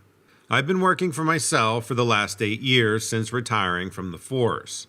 I've thoroughly enjoyed my retirement because I can work as much or as little as I want, which my wife greatly appreciates, because when I was with the NYPD, I was working 60 to 70 hours a week at times. So this case got me back to that point of working long hours, just because I couldn't explain what happened. Before I get into the case, a little background on me. I was born and raised in Brooklyn, New York, a lifetime New Yorker and proud of it. I always wanted to be a detective and to solve crime ever since I was a young boy. I guess it was from watching cop shows when I was a kid. My dad, who was also a district attorney, might have had something to do with it too. He would always tell me about the cases he was working. Of course, he wouldn't share any of the details of the gruesome cases or anything like that. I worked hard in school and got good grades. I knew from a very young age exactly what I wanted to do. I guess I was fortunate in that aspect because my kids are not the same way I was. I never got in any trouble when I was young or even in my adult life. After I graduated from high school, I went to college and got a degree in criminal justice. I applied to the NYPD and I was accepted. I worked my way up the ranks and eventually became a detective. I worked in the homicide division and I saw a lot of terrible things, as you can imagine. Also, growing up in Brooklyn kind of gives you a little bit of a different perspective on life. I retired from the police department over 8 years ago, and now I'm a private investigator. I mostly do mundane work, but sometimes I get involved in some interesting cases. This one I'm about to share is one of them. It's the most interesting, or should I say, strangest case I've ever been a part of. I still have a lot of contacts in the department and other places. I was contacted by a friend of mine who is a detective in the homicide division. He asked me to come down to the station and take a look at this case he was working on. He said it was very strange and he wanted another opinion. I went down to the station and he showed me the file. It was a strange case indeed. A man had been found dead in a warehouse in Queens. He had been drained of all of his blood and had these bite marks on his neck, chest, and thighs. I know what you're thinking. There's a vampire in New York City. Well, that's the first thing I thought of too. And you know what? It might not be far from the truth. But let me explain before you just dismiss this case or rush to any judgment. This man had been working out of this warehouse for the last 5 years. He was the only one who worked the night shift. Things became quite a mess on the warehouse floor from all of the movement and shipping and receiving going on in the daylight hours. His job was to clean up and prepare some shipments for the following morning when the daylight shift came in. He worked in the shipping and receiving department. He also worked from 11 p.m. to 7 a.m. in the morning. This incident occurred at 3:12 a.m. in the morning. The warehouse had an out-of-date CCTV type security system in place, so we were able to capture some pictures of various events throughout the night. This wasn't a traditional CCTV setup. This system took pictures every 30 seconds versus a continuous video stream that went to a hard drive. The first picture, there's really nothing happening. This was taken at approximately 3:02 a.m. on the second floor of the warehouse. This is camera 1. There is a stairwell that leads down to the first floor behind these cardboard boxes on the lower left side of this picture. As you can see, the quality isn't the best, but that's what we had to go on. This next picture is what is disturbing and strange. There is a security camera in the stairwell leading up to the second floor, and at 3:04 a.m. it captures this shadowy figure, who we will refer to as the perpetrator, walking up the stairs, making the turn on the stairwell landing, and coming out on the second floor. I really wish I had better quality photos. Now, from the looks of it, I can't really make out what this thing is. It could be a person, but it just doesn't look right to me. It looks as if the head is hunched down low, and its arms are in an odd position for it to be a human. It's almost like it has very long hands. 1 minute later, this was captured on the second floor by camera 5. We had all the cameras labeled as part of the investigation process. There was 12 cameras in total, but only a few of them caught the events that took place that night. Outside, they had 4 cameras that didn't capture anything. That's another part of this that is completely odd. After you turn the corner from coming up the stairs, where camera 1 is positioned, there are these old shelves that are broken down. It's basically a temporary holding area for trash that hasn't been moved out of the building yet. You can see the same figure walking down the warehouse floor on the east side of the building. Same hunched over position as the last capture we saw in the stairwell. But in this picture, it appears as if the legs are not solid. I attribute that to the camera because you'll see it in the next photo where we tried to enhance it. Now, at the end of the east side of the building is where the victim is. There is a stairwell on the corner of the warehouse that accesses the first and second floor. This took place on the second floor. Because of the way the warehouse is positioned, the second floor is actually at street level, and the first floor is only a quarter of the building. It's basically a few offices, an elevator, and a stairwell that leads to the second floor. If you go down the east side of the warehouse to the opposite corner and make a right, there is a shipping and receiving office. This is where the actual crime takes place. The photo we tried to enhance and add color to as best as we could, at the far end of the east side of the building, which is about 100 feet outside of the shipping and receiving office. This is camera 5, and you can tell that it doesn't look human. When we really zoom in on it, it appears as if it has larger eyes. It doesn't look more than 4 to 5 feet tall from all of the pictures that we captured. You can see how it is crouched down and sitting on one knee and has its arm resting on its other leg, almost like it's ready to jump or take off. I'm thinking it just noticed the security camera at this point because in the picture it appears as if it's looking up at the camera. Now this picture on camera 6 shows what we believe is the actual encounter, when the victim came face to face with the perpetrator. The victim was in his mid-50s, and camera 6 was just outside of the shipping receiving office. You can see the door on the right side of the picture.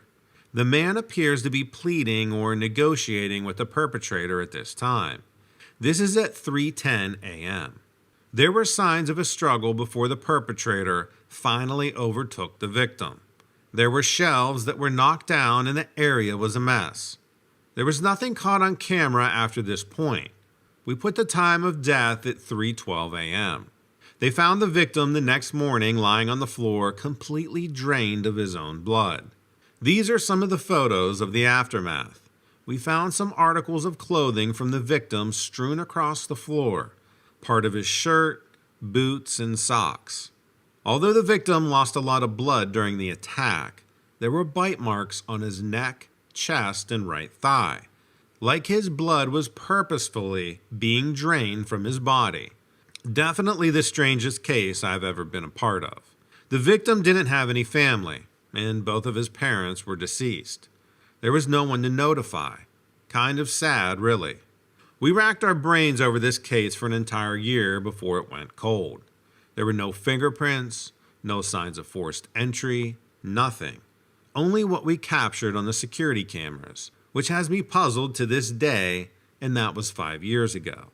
After this case, I started digging around on the web just for anything strange, and that's when I came across some various information about cryptids, demons, and other supernatural beings. I was never a believer in this stuff before, but I can't explain what happened in this case. There is something out there that is not human. I don't know what the motive was. Was it for pure pleasure? Did it just drift into this warehouse for some reason? Like I mentioned before, there's no pictures captured of it ever entering the building. Was it living inside of this warehouse somehow? These are all questions that I cannot answer. I don't know if I'll ever find an answer for them. I would love to know what really happened that night.